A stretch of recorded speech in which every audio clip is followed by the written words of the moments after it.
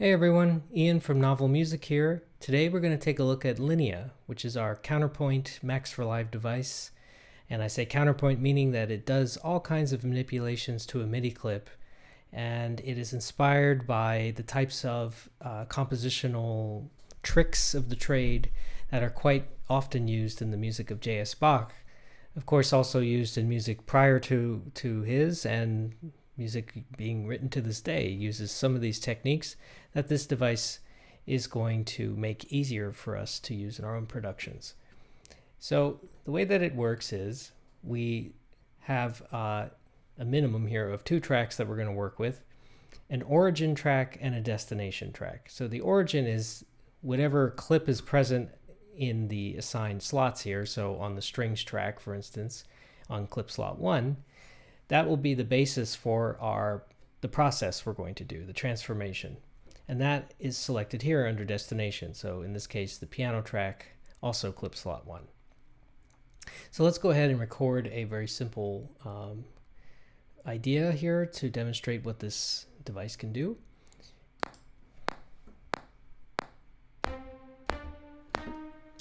Okay, just those 3 notes for now. Let me quantize those. And we've got C, D, and E flat. So the first thing I'll say is a lot of these, inversion, I should say, really. The inversion process, which I'll explain in a moment, that's really dependent on having the proper key assigned. If you want to have diatonic inversion, meaning that you have fewer notes that sound wrong with your other clip. So keeping the notes within the scale that you've played. So I'm playing what I think is in C minor, so I'm going to go ahead and choose E flat major C minor here. So now hopefully everything stays in the right place. There are 4 different processes that we can use: prime inversion, retrograde, and retrograde inversion. So prime just means no change at all, the original form of the clip. So if we take a look at, you can see that after I recorded that little clip, strings 30 here, it automatically created a clip on the piano track called prime. So if I click on that, you see that it's the exact same thing as what I just recorded. And if I am lucky, I will figure out how I can get both in view here. They're on top. Well, no, not quite. There we go. Now here's yellow is the destination track, the piano, and blue is the strings. So here we go. We've got both, and they're on top of each other. They're the exact same thing.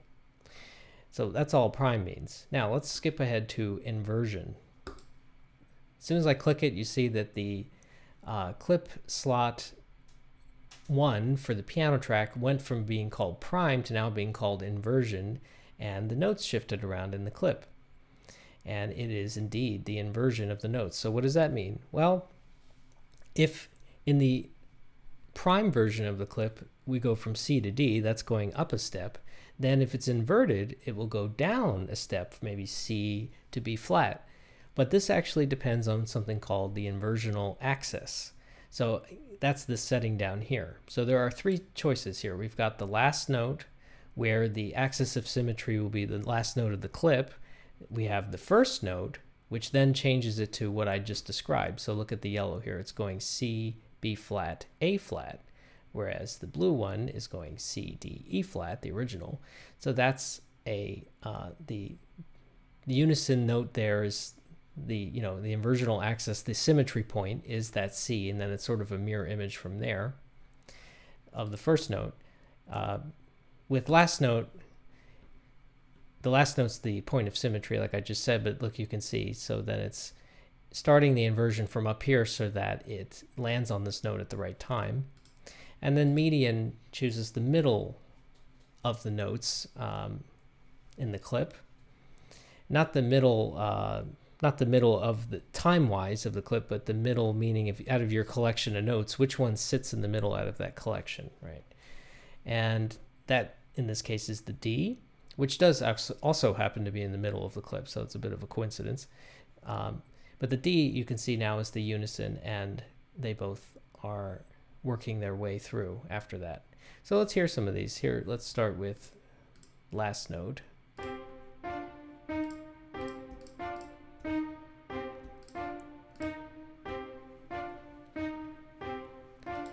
first note,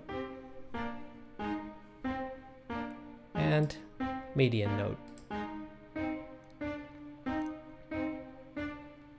Okay, so that's inversion. Now let's switch over to retrograde. Okay, now what does retrograde mean? That's fancy talk for reverse, right? Now Ableton has this, but this device includes some more options to give you more choices instead of just having it set one way. So the retrograde is just reversing it, and I'll get into how you might shape that some more in a moment. The last process, just to finish this part off, retrograde inversion, which is not only reversing the notes, but also inverting them as well. So let's try the different methods. Yeah, you can see that working like that. So the most complex here is retrograde inversion. If you apply that, then the resulting set of notes it might be hard to hear how they're related to the origin, but that might be what you want. I sort of see this tool as a production device to help you generate counter melodies and things like that quickly, and have them so that the DNA of what you're doing is always related to something and not just maybe some sort of random thing. Of course, there's no problem with that as well. This device, I think, holds up fine to do live improvisations with, but I really did design it more with the idea of it being something that you're working on production with, not so much real time, but it could be used that way as well. So once you wrap your head around those 4 processes, then the rest of this, I think, is pretty simple. Let's go back to Prime. Canon allows us to displace the destination track. So right now they both line up together, but if I shift this over to 1 beat, then you see that the piano note there, C, starts on beat 2, then the D, and then it automatically wraps around. So it keeps all the notes within the length of the clip, which in this case is 3 beats. This is, yes, a very limited, simple clip, but just to illustrate the points, and then we can try something more complicated or interesting. The last E flat ends up on beat 1, so we get probably not the most desirable canon. So you may have noticed already, we have divisions of the beat. So these are in 16th notes, so this would be a 16th canon. Okay, then we also have, would be an 8th note canon, dotted 8th, and so on and so forth. It's calculating based on the length of the clip, so it will be different depending on if you had a 21 beat clip, then there'll be 21 beats available. If you choose 3, you see it just wraps around again because that's the same as 0 in this case. We also can change the speed. So here we have the piano going at double the speed, 50%, 25%. This is quite a bit faster, 4 times in 1. We can have sort of more interesting rhythmic ones. Let's try 125. This I'll have to zoom out for a bit.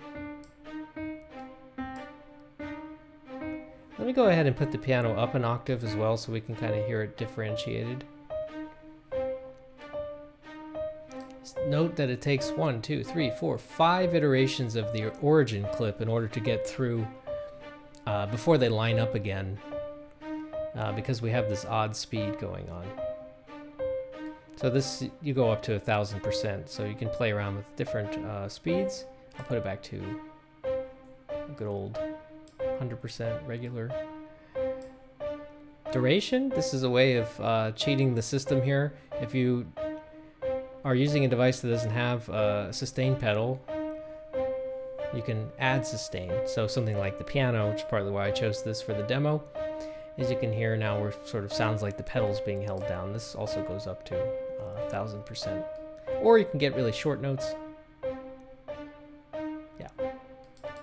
So we have that full range there. And then Quantize allows us to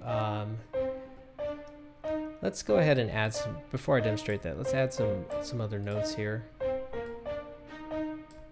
You can note when I'm adding notes to the original clip, then the destination automatically updates. That should always work.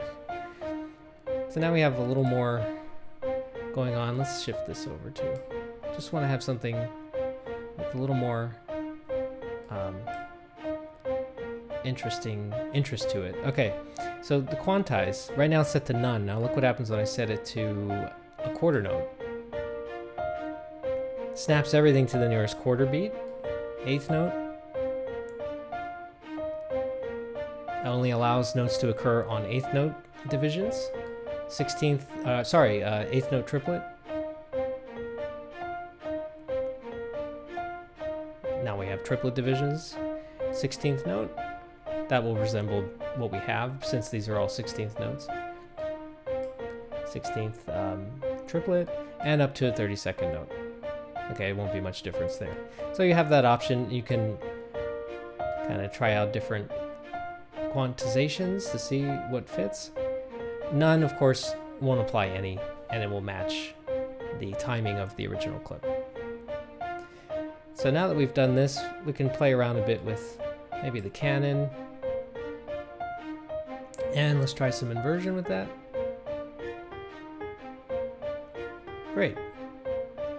And in fact, that takes us over to the last section of the device, transpose. So we have an easy way to choose octave. So, you know, no change in octave, an octave lower, and so on and so forth. I'll put it back to, let's put it to 0. But we also can change the pitch diatonically. So now I've gone up a third. Let's do it on prime. There's with no Canon, just prime, up a third. Could go to a fifth. Yeah, you can play around with that in different ways. Of course, it's more fun once you start applying maybe retrograde inversion.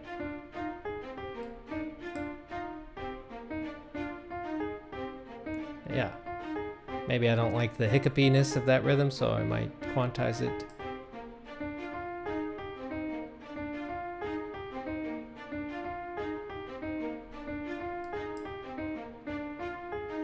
There we go. It still felt hiccupy because of the Canon was at a 16th note, so that overrides whatever the quantization will set for the divisions that are allowed. So we have full control over that. And again, if this isn't set to the proper key that you're playing in or scale, then you will get some notes that probably don't fit very well. Which is up to you. Anyway, that's it. So I hope that this helps explain what this device can do. It's quite powerful. It works for clips that are much longer than 3 beats. So they can make a lot of music with this. And if you're satisfied with one of the transformations, you can always move that clip to a different slot and then begin making a new transformation while keeping this one. So there are many different ways you could work with this device. If you have questions or comments, please leave them below, and please consider subscribing to this channel. I will keep adding tutorials on our devices and announce new devices coming down the pipeline. So thanks again for watching.